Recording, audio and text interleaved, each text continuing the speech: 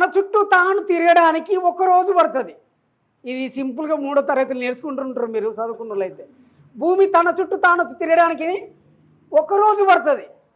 భూమి తన చుట్టూ తాను తిరుగుతూ సూర్యుడి చుట్టూ తిరగడానికి 1 సంవత్సరం పడుతుంది.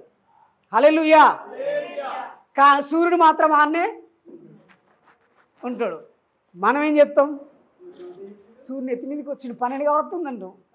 ఆయన ఎందుకు వస్తాడు, ఆయన ఎందుకు పోతాడు, ఇది వాస్తవం. ఇలాంటి కొన్ని మర్మయుక్తమైనటువంటి బైబిల్లో ఉన్నాయి. అయితే ఇప్పుడు ఏమంటున్నాడు? అసలు విచిత్రం ఇది. ఈ 13 వచ్చిన మరల చదువు. నరులు దాని విలువను ఎరుగరు, ప్రాణులున్న దేశములో అది దొరకదు. అంటే ప్రాణుల మన దేశంలో ప్రాణాలున్నాయా? ప్రాణం అంటే ఏంటిది అసలు? అంటే పురుగులు కాదా? పురుగు కూడా ప్రాణే కదా. ఇక్కడ క్లారిటీ ఏముంది? ప్రాణులున్న దేశంలో జ్ఞానం దొరకదంట. ఈ చదివి ఏంది ప్రభు, ఏంటిది అండి చాలా ఆలోచించిన. ఇది భూమి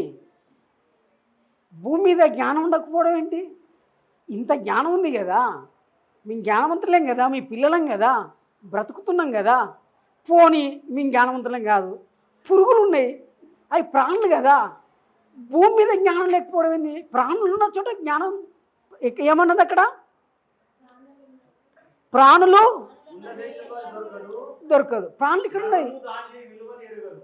ఆ తర్వాత కానీ ప్రాణుల చోట అసలు దొరకదంట జ్ఞానం. జ్ఞానమే దొరకదంట ప్రాణుల చోట. ఎంత విచిత్రం చూడండి.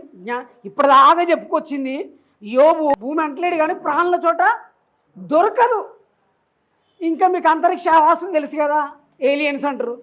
అక్కడ జ్ఞానం లేనట్టే కదా. ఇప్పుడు వేరే గ్రహాల మీద మీకు తెలుసో తెలియదు ప్రాణులు ఉన్నాయని నిరూపించబడ్డది. అంటే పురుగులు, చిన్న చిన్న జీవులు, దానికి సంబంధించినటువంటి ఒక సూక్ష్మజీవి అంటే ప్రాణమే కదా.